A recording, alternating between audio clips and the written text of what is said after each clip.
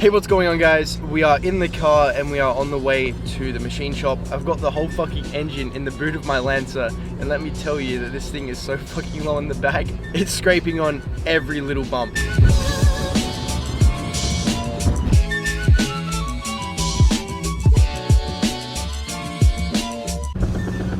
Yo, what the fuck is that noise?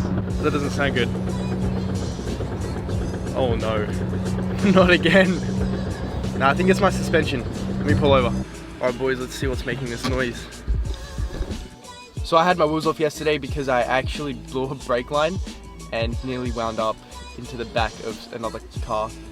So that was a scary experience, but brakes are replaced, brake lines are all good. I just forgot to tighten up my lug nuts, so they were a little loose. So I think that was my wheel while doing this. So let's take it for a drive and see if it's all good. Okay, so it seems like the noise is gone, so it must have just been the lug nuts that were loose. So just let this be a lesson to everybody that if you have taken your wheels off, make sure you check your lug nuts and make sure that they're tight before taking your car out for a drive. Because that could have ended a lot worse than it did.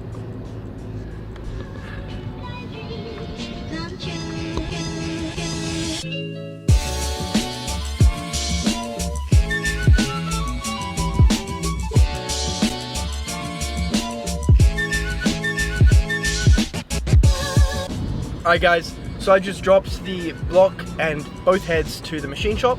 He's going to get back to me on the condition of everything and let me know how much everything is going to cost and what actually needs done. I'm going to get quoted for him to assemble the whole long block for me, just because I don't think that's something that I am very confident in doing myself.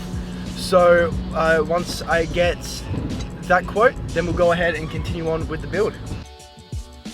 So I'm back at home now, and there are actually a few things I need to do while the block and the heads are at the machine shop.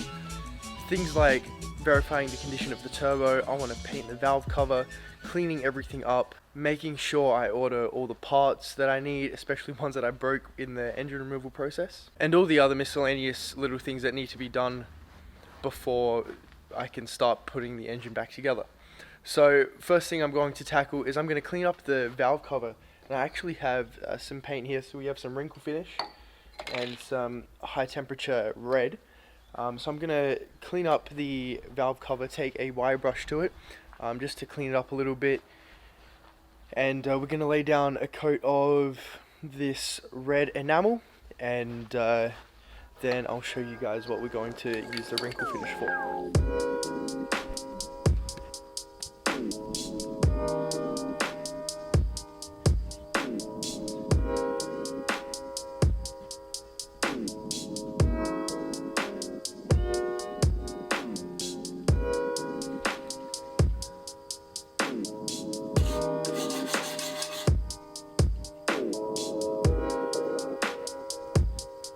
So while I'm doing the top of the valve cover, the bit that you actually see, I've decided just to take a little bit of degreaser to the underside of it because it is a little grotty. Let me show you here. I've already started and you can see a massive difference already. So I've probably been at this side for about 2 minutes already and it's coming up quite nicely. And then I just got to do this side and hopefully it'll be looking a little bit better because this is absolutely disgusting. It's just proper gross, you can feel it. It's just nasty. So I've just finished cleaning the valve cover and it's actually turned out pretty decent. It is really clean compared to what it was before, especially the underside. It's not perfect, but it will do. I'm not going to get it perfect with some hand tools. So I'm going to wait for this to dry. I've hit it with some degreaser. When it's dry, I'm going to rub it with some alcohol and then we can get to painting it.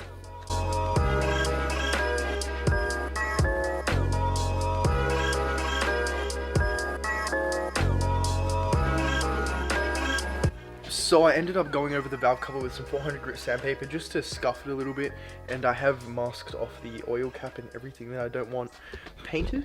So I've sort of got it in this DIY spray booth sort of thing.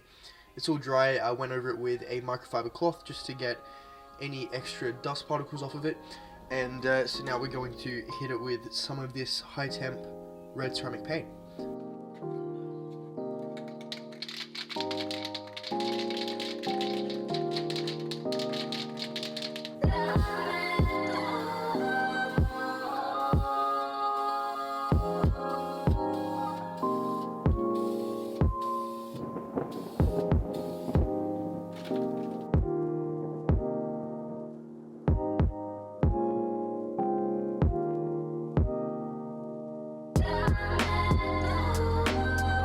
So I've just finished laying the first coat of red. I'm probably going to do between 2 and 4 coats, depending on how it looks. Really, you're not really going to see a lot of the red. It's only going to be for the Toyota logo. This is only the base coat. I'm going to go over most of the engine with that wrinkle finish anyway, and the only bit that's going to be left red is going to be the race Toyota logo anyway. So I'm just going to play it by ear, and I'll just lay down as many coats as needed.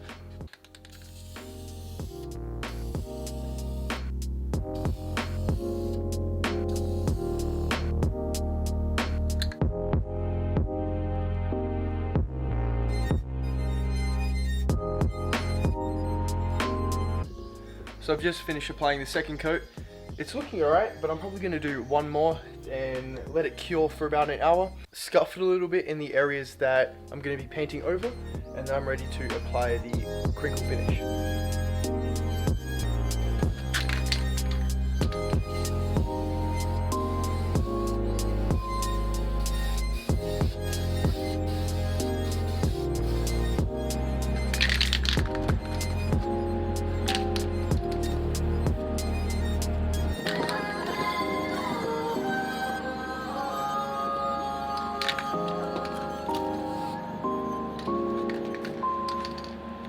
So as you guys saw in that last clip, I ended up hitting the valve cover with that crinkle paint because as I was masking off the letters, I just screwed up the entire red undercoat.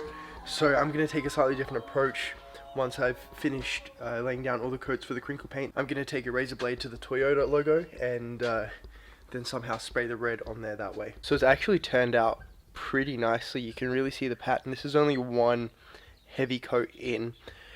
So with this crinkle paint, you're supposed to apply pretty heavy coats and then go from there. So it's sort of lacking some painting in those sort of areas and along the sides.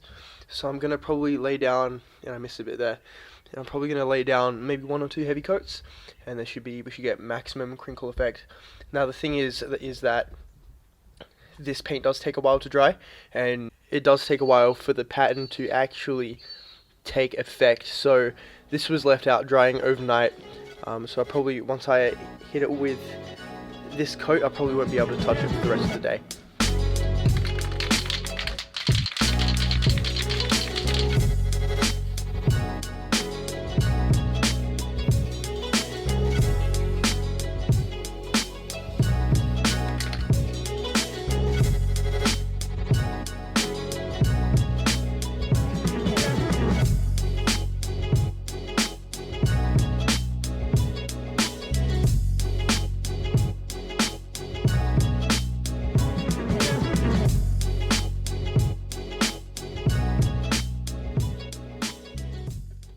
Alright, so it's been a few weeks since I last picked up the camera. That's just because life gets way too hectic in the most inopportune times. But I did manage to finish off the valve cover. I took a slightly different approach and I ended up polishing the Toyota logo just with a rotary tool and some Silvo, I think it's called. That's pretty much just metal polish. And I think it looks really, really quite clean.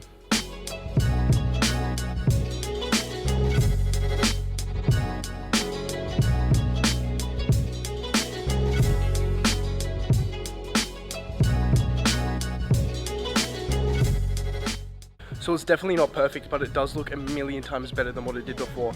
So I'm really glad I ended up going for the polished Toyota logo, because I think too much red in the engine bay of a red car just wouldn't look that good. So I do actually have some Avalon King ceramic coating that I am tempted to use on the valve cover, just to keep all the dirt and engine bay grime off of the valve cover. But because everybody's worrying about Corona again, I need to buy some isopropyl alcohol, and it's just impossible to find. So when I find some isopropyl alcohol, I'll probably ceramic coat this valve cover. So I actually want to end up ceramic coating the whole car and the new wheels, which if you were paying attention, you might have actually seen somewhere in the background of this video. Comment down below if you know what wheels I'm going to be running. So it is it for now, because I did actually hear back from the machine shop, and unfortunately my crank is cracked. So I'm currently sourcing a new crank, and I can't really do much until that new crank arrives. So until then guys, just keep safe, and I'll see you all in the next one.